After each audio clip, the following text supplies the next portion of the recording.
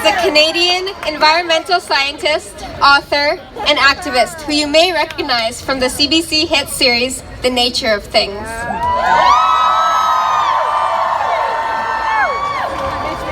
He is also the founder of the David Suzuki Foundation, a non-profit organization dedicated to the conservation and preservation of the natural environment. Please welcome the one and only David Suzuki.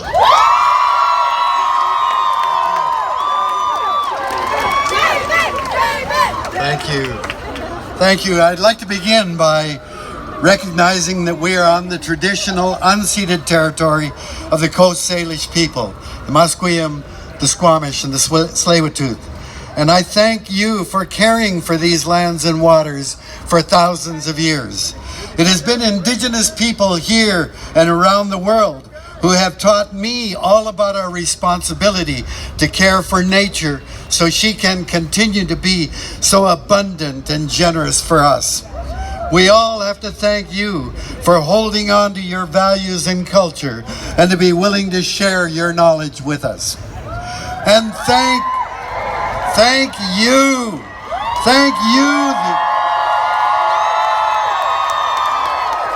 the youth of Vancouver, for inviting me to be part of your event and for the privilege of sharing a few thoughts with you. I am here today to speak as an elder with no hidden agenda or vested interests in the status quo, and with a life of experience to give credence to my words. And I also speak as a father and a grandfather. Every parent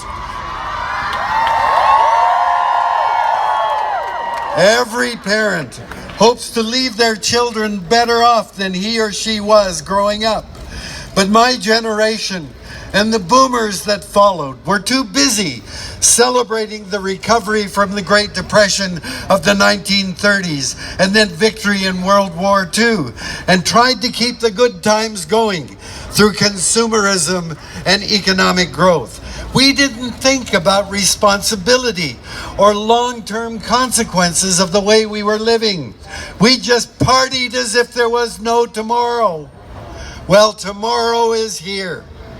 And we know that in the name of progress, we have mortgaged your futures by using up your rightful legacy. Land once covered with vast forests, wetlands and grasslands occupied by animals in great abundance and variety. Oceans that were free of plastic and rich in biodiversity and fresh water that we could drink without treatment or filtration. And an atmosphere free of toxic chemicals and excess greenhouse gases. As a member of my generation, I thank you for leaving school today and gathering here to bring us to our senses in the realization that short-term profit, election to office, and economic growth can no longer be society's highest priorities. Those priorities must be your future and the state of the world that you will inherit. I speak as well as a scientist. I returned to Canada after studying science in the United States for 8 years, and I was shocked at how poorly Canadians understood the important role of science, both in describing the world around and anticipating its consequences when applied by industry, medicine, and the military. So I was diverted into a career in the media trying to demystify science. How can citizens have a say in how science and technology will be used if they aren't scientifically literate? Citizens must be able to appreciate, assess, and understand observations, insights, and discoveries in science. Not only is science driving genetic engineering, artificial intelligence, space exploration, the digital revolution, and nanotechnology, scientists have important things to tell us about the condition of the planet. The great survival trait of our species has been foresight, the ability to look ahead, anticipate and avoid danger, and recognize and exploit opportunity. That gave us a huge advantage over all other species and brought us to this point of dominance of the entire planet.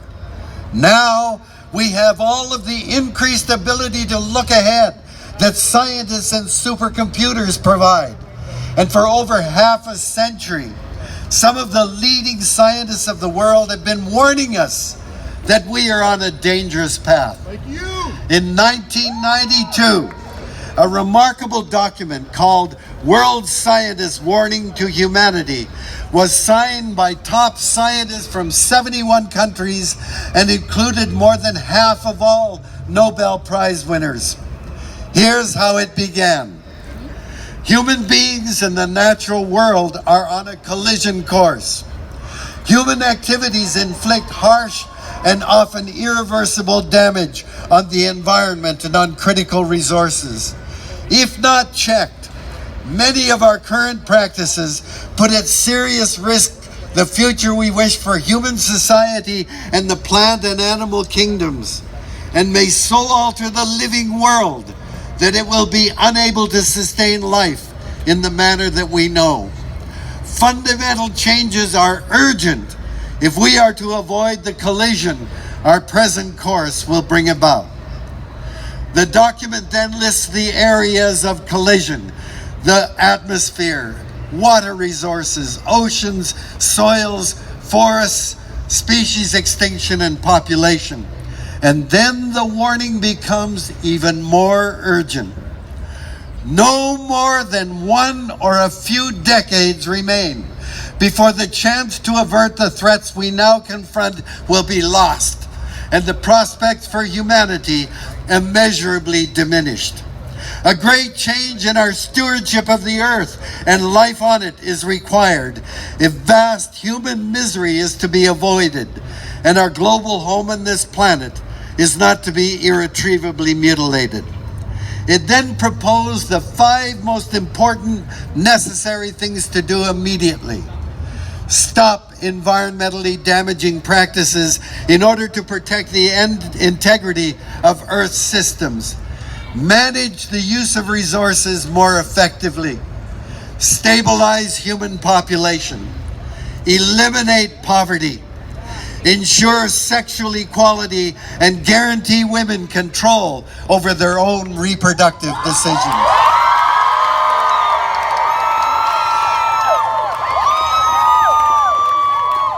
That was 1992. Think of what could have happened if we had listened and acted on the urgent call by top scientists in the world. But we didn't. 25 years later, in 2017, 16,000 scientists signed a second warning, informing us that all but one of the problems of 1992 are worse. The only exception was the thinning ozone layer. And new issues that we didn't anticipate in 1992 are emerging.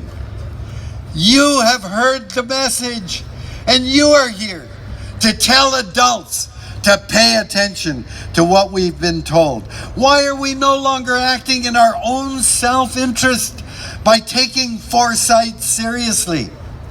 I believe we have become so puffed up with how clever we are and our sense of self-importance that we think what we create are more important than the natural world.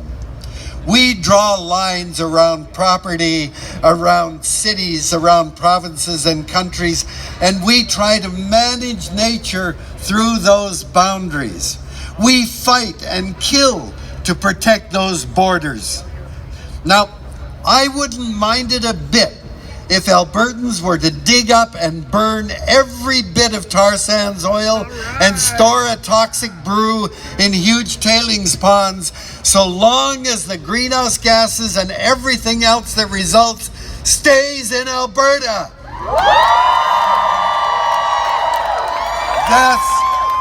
That's not the way the real world works. Nature doesn't care about human borders, and we know that. We create legal systems built around human rights and private property. But where are the rights of a river to run free, of the air to flow around the earth, of other species to live and flourish in their part of the planet? We have created an economic system built around human productivity and creativity, while ignoring such things as plants absorbing and storing carbon dioxide while giving back oxygen, creation of soil, filtration of water percolating through earth, and recycling the carcasses of plants and animals throughout the web of life. All the things that nature does to keep the planet healthy and habitable for animals like us are dismissed by economists as externalities, unimportant compared to what humans do and create and produce. Stephen Harper was Prime Minister of Canada for almost a decade. And like the previous speaker, when he was elected, I went to my bedroom and lay down like a fetus for a week going, oh my God. His response to the demand to minimize the effect of climate change was, that's crazy economics. And he said that trying to reduce emissions would destroy the economy. So, in other words, the economy was more important than the atmosphere that gives us air to breathe, that gives us weather, climate, and the seasons. And Harper's legacy continues as we see right at this moment Premiers Kenny of Alberta, Ford of Ontario, and Moe of Saskatchewan fighting Prime Minister Trudeau's carbon tax and never mentioning the words climate change. And as we've seen with the recent scandal over SNC-Lavalin, corporations driven only by one thing, make money. The more and faster, the better. The corporations hold governments hostage by the threat of cutting jobs or moving somewhere else. The fossil fuel industry was informed by Exxon's own scientists. They've known for more than 40 years that burning fossil fuels is causing dangerous global warming. Yet that industry has spent hundreds of millions to convince the public the threat is not real or not proven in order to reap profits of hundreds of billions.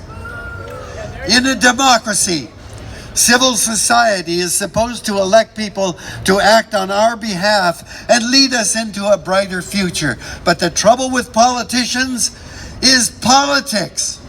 It costs money to run for office, and massive amounts come from corporations. Once elected, politicians serve those who supported them.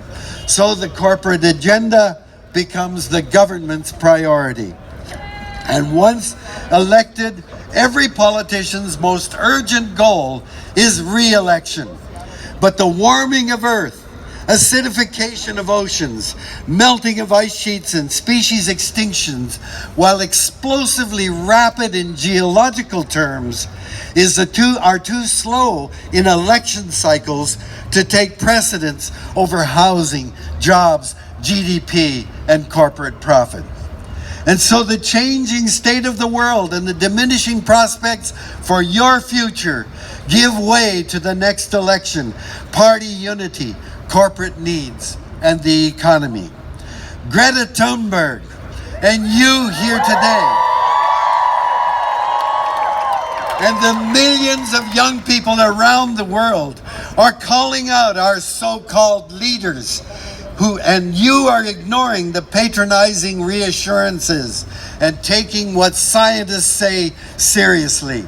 The planet is being warmed by emissions caused by human use of fossil